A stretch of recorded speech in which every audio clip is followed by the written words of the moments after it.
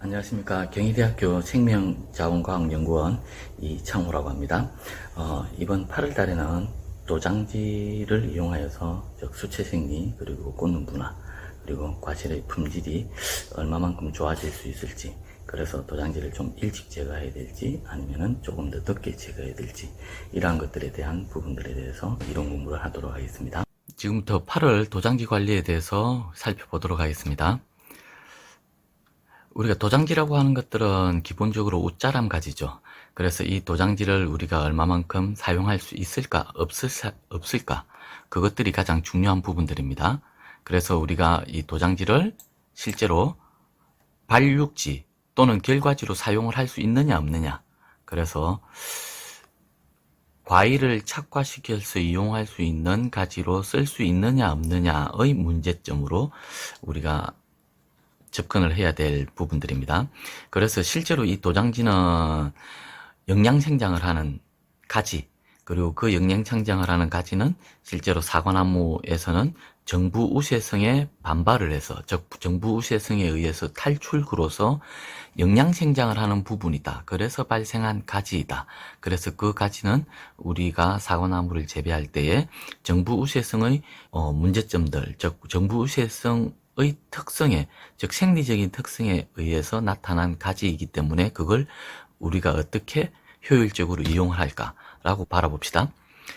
그래서 먼저 도장지를 보니까 즉 발생 원인들이, 즉 여러 가지 종합적인 수세 관리의 실패, 그래서 뭐 정지전정이나 특히 유인, 그리고 영양관리, 영양분의 과다, 결실의 부족, 그 다음 병충해 방제를 잘못해서 잎이 떨어졌든지 또는 햇빛이 부족하든지 물이 많든지, 그리고 사람, 즉 과원주가 정부우세성이 타파되어지고 영양생장을 할 수 있는 방향으로 과원주가 사과나무에 어떤 일을 가했다든지, 그리고 뭐 실제로는 또 고사 직전의 문제점들도 있을 수 있습니다.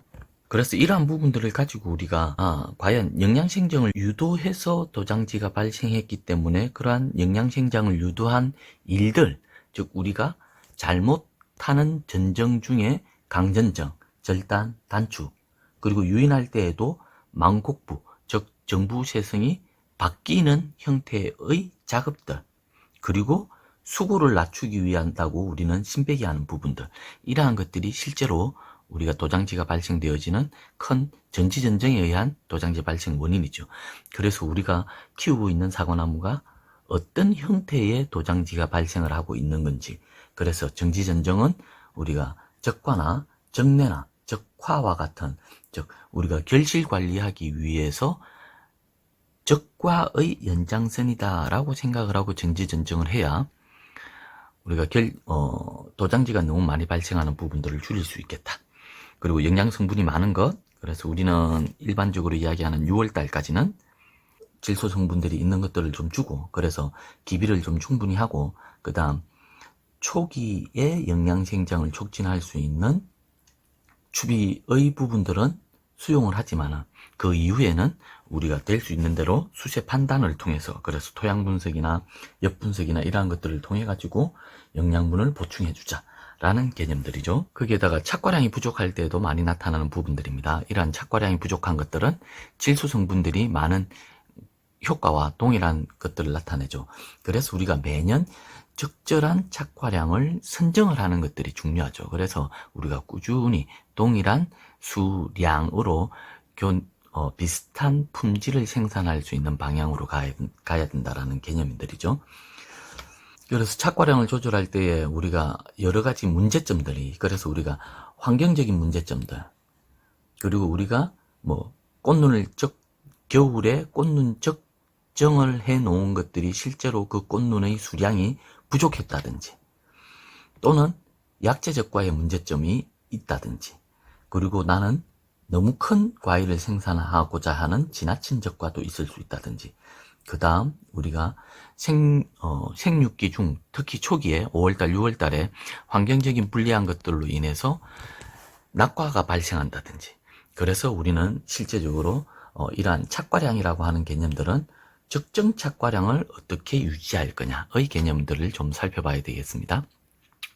그다음 뭐 병충해 방제의 부분들도 있죠. 그래서 조기 낙엽, 특히 뭐 비가 많이 온다든지 그러한 부분들에서는 많이 나타날 수 있죠. 그래서 병에 의한 낙엽, 그리고 충에 의한 잎의 가해. 그래서 그 둘이 잎이 역할을 하지 못하는, 즉 잎이 물질 대사에 해당하는 광합성과 호흡을 똑바로 하지 못하는, 그래서 수분 흡수와 이러한 것들을 못하는 방향의 환경에 의해서 도장지가 발송할 수도 있다. 그래서 이러한 것들을 우리는 병해충 예찰, 그래서 방제 시기를 각 과수원마다 어떻게 잘 적용을 해가지고 이용을 할 거냐. 거기에다 주변 환경, 즉 우리가 사과나무를 조성한 적지, 즉 사과원의 그 지역이 얼마만큼 사과나무를 재배하기에 적합한 지역이냐. 그래서 실제적으로는 이 사과나무의 주변 환경은 조성을 할 때 결정이 되어지죠. 그래서 이러한 부분들도 좀 중요한 부분들이 되겠습니다. 그래서 우리가 도장지가 발생하는 원인들이 이러한 전체적인 부분들을 다 종합을 해가지고, 그래서 우리가 생육기별 어떻게 사과나무에, 즉 초기에는 영양생장을 좀 촉진시키고 6월달 지나면서는 영양생장을 줄이고 생식생장으로, 즉 과일의 영양분이 더 많이 갈 수 있도록 조절할 수 있을 것이냐의 개념들로 접근을 하면 좋겠습니다. 그래서 우리가 실제적으로 현장에서 나타나는 이 도장지를 어떻게 처리할 거냐, 모두 솎아내는 거냐, 아니면은 솎아낼 거는 좀 솎아내고 그냥 둘 거냐, 아니면 모두 하수유인을 할 거냐, 아니면 아예 처음부터 나오는 것들은 다 없애버릴 거냐, 아니면은 방임했다가 쓸 수 있는 것만 겨울에 선택을 할 거냐.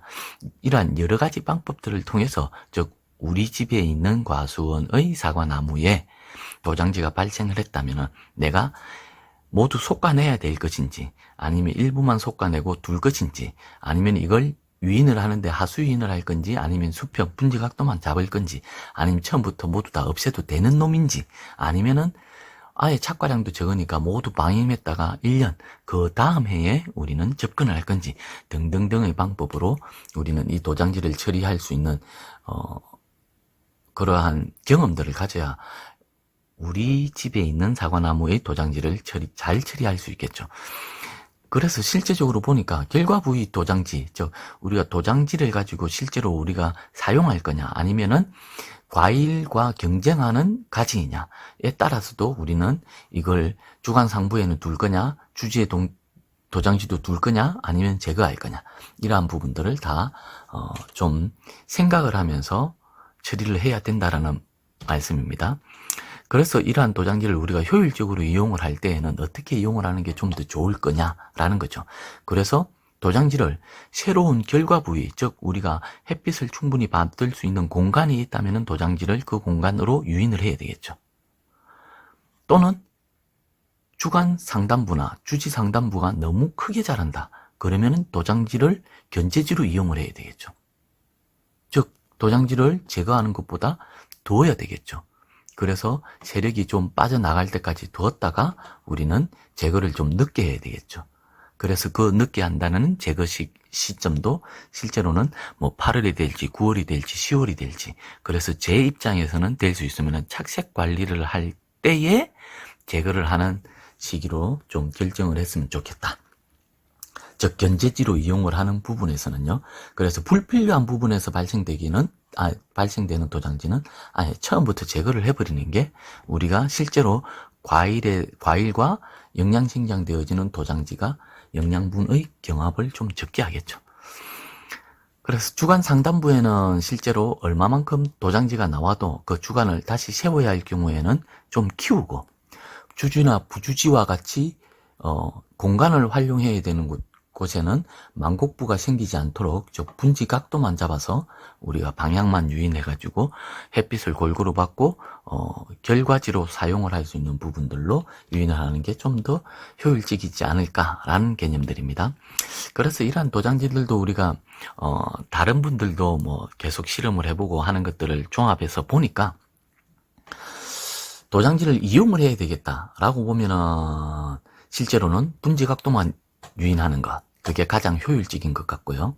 그래서 분지 각도가 좀 넓은 상태, 즉 70에서 80, 심지어는 90도까지 누워서 도장지가 발생을 한다면은 그냥 둬도 되는, 그래서 1년 키우고 2년 차에 액화에 결실을 통해서 영양생장을 좀 조절을 하고 3년 차부터는 과일 무게로 내가 원하는 부위에 과일을 착화시켜서 골고루 착화시키는 결과 부위를 완성하는 그러한 부분들로 가는 것들이 이 도장지를 유인을 해서 이용을 할 수 있는 부분이 되지 않을까라는 부분입니다.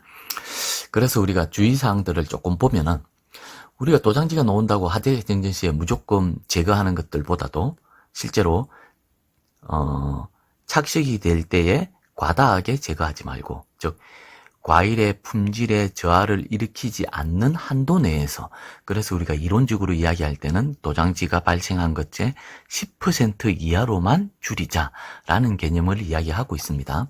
그게 현장에서 참 구분을 하기가 좀 쉽지 않지만은요. 그리고 그런 것들이, 즉 우리가 도장지를 제거해 봄으로써, 즉 1년, 2년 제거해 봄으로써 과일의 열과가 일어난다든지, 또는 2차 생장이 좀 많아진다든지, 또는 다음 연도에 필요 없는, 즉 꽃눈으로 발생하지 않는 가지들이 많다든지, 이러한 것들을 경험을 자꾸 쌓아서 내년에는 도장지를 제거하는 비율을 좀 줄여야 되겠구나, 또는 도장지를 조금 더 제거해도 괜찮겠구나 라는 부분들도 경험으로 쌓아가야 된다는 것입니다. 그래서 실제적으로 초기에 도장지를 제거하고, 그 다음 공간이 있을 때는 분지 각도를 유인을 해서 공간을 잡아주는 것, 그게 가장 기본적인 도장지의 이용 방법이다. 그래서 도장지를 이용을 해서 실제로는 결실 부위가 골고루 나타낼 수 있도록 수관 구성, 이게 뭐죠?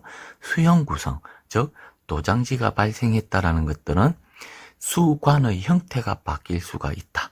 그래서 그 수관의 형태는, 즉 내가 원하는 부위의 결실 부위를 만든다든지, 또는 너무 오래된 가지를 솎아내고 새로운 주지를 통해서 결실 부위를 만드는 그러한 부분들도 이 도장지를 가지고 이용을 할 수 있다는 거죠.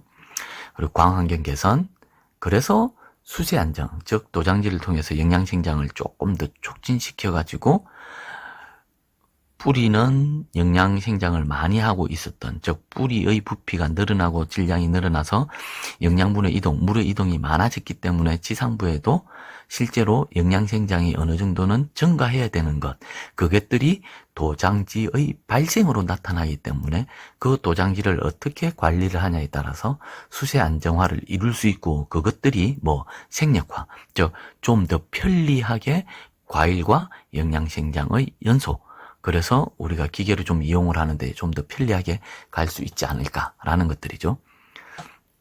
그래서 최종적으로는 과실 품질들을 향상시키는 개념들로 접근하게 됩니다.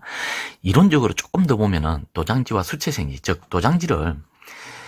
이 도장지를 없애는 것, 또는 도장지를 둘 때에 잎이 있죠. 그래서 이 잎이 광합성을 하는 것인데, 과연 여름에 절단 전쟁을 해보면은 새로운 잎들이, 즉 6월달, 7월달 나왔던 잎들이 광합성 능력이 좋은 건데, 그걸 없애면은 새로운 잎들이 발생하게 되죠. 그래서 절단 전쟁을 통해서 광합성 능력이 감소하게 됩니다. 1차적으로요.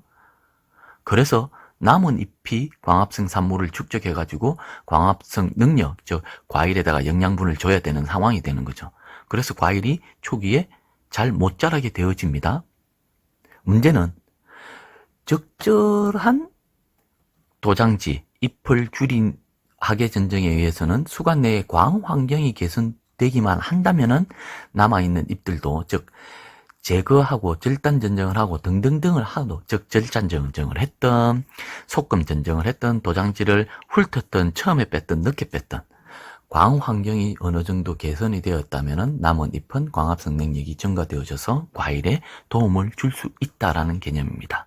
그래서 우리가 언제 도장지를 제거할 거냐, 없앨 거냐의 개념은 내가 없앴을 때 광환경의 개선에 얼마만큼 도움이 되느냐의 개념으로 접근을 하는 게 좀 더 합리적이지 않을까라는 부분들입니다.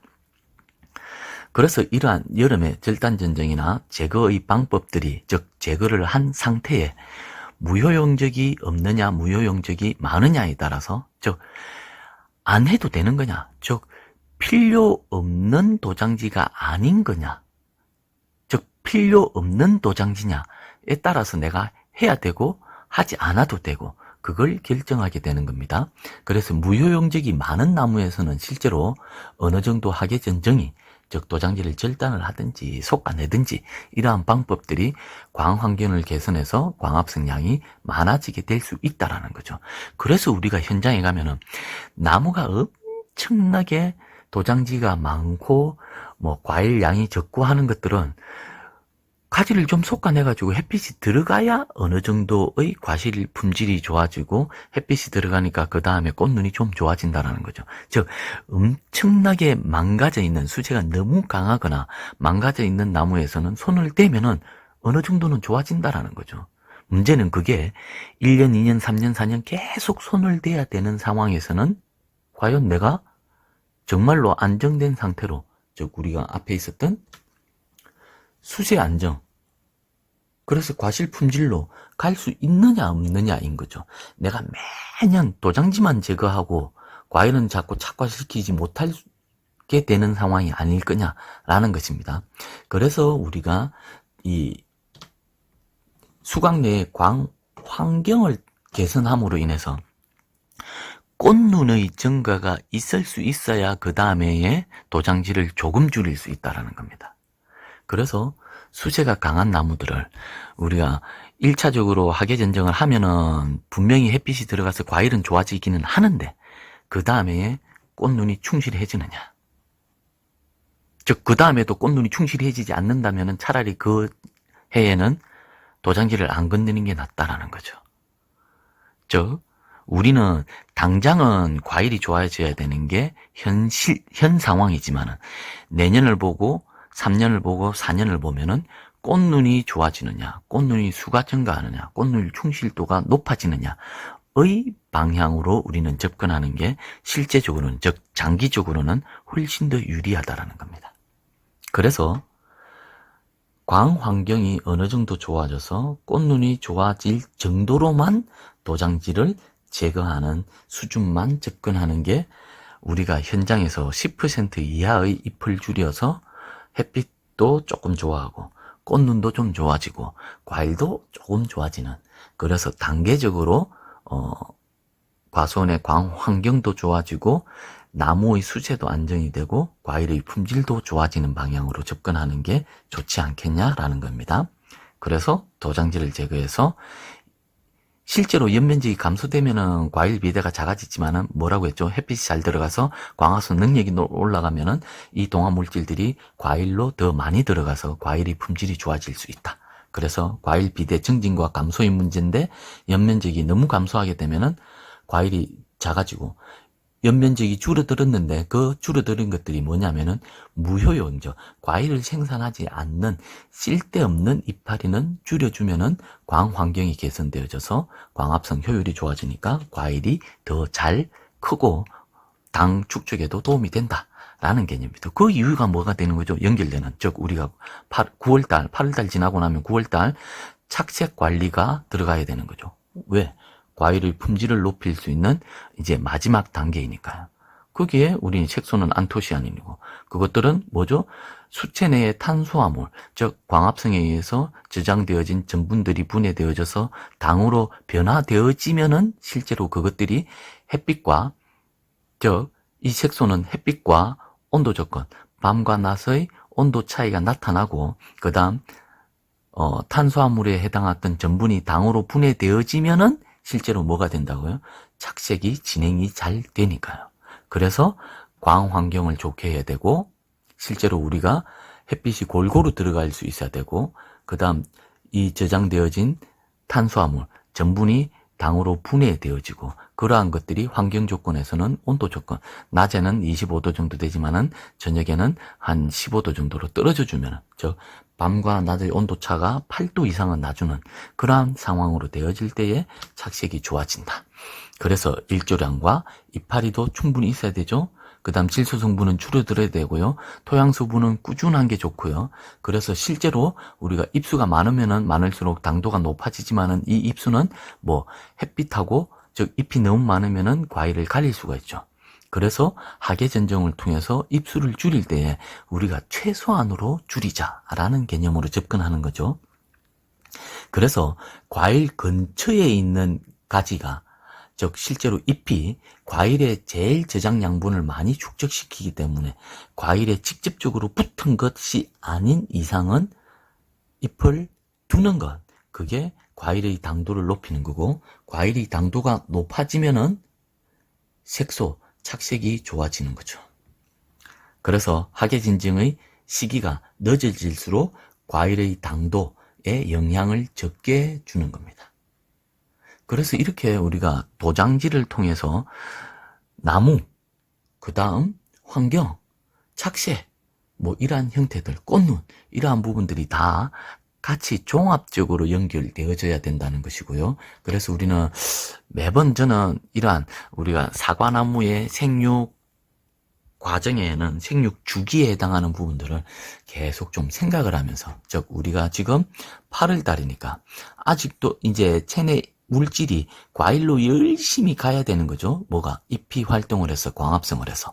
그래서 조생종들은 벌써 수확을 할 거고, 중생종, 만생종, 우리 MB는 이제 수확할 걸 9월 달만 돼도 준비를 해야 되는 거죠. 그 준비는 뭐냐면은 과일하고 내년에 과일하고 같이 연결이 되어진다라는 겁니다.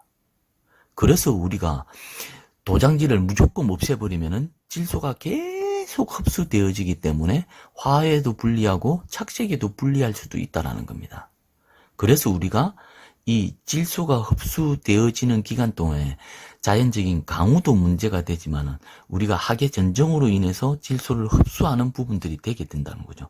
그래서 연면십이나 추비를 줄 때에 6월 달까지의 기준으로 하고, 꼭 필요할 때에 인산이나 칼륨, 마그네슘과 같은 것들로 추비를 해서 질소의 흡수는 좀 줄이고, 인산이나 칼륨이나 마그네슘을 통해서 광합성을 잘하게 해서 그것들이 동화 양분 생산되어진 것들을 과일로 잘 연결을 시켜서 과일이 착색이 잘 되도록 하는 거죠. 그걸 우리는 수확하기 전까지 병해충 관리를 해야 된다라는 부분들로 이렇게 생육 과정을, 즉 생육 주기를 보면서도 우리는 기억을 하고, 8월 달에 중요한 부분들, 그리고 다음 달에는 뭐 결실 관리, 그래서 착색 관리로 중요한 부분들로 접근할 수 있겠죠. 이상 8월달 도장지 관리에 대해서 이론적으로 살펴보았습니다. 다음 시간에 또 뵙겠습니다.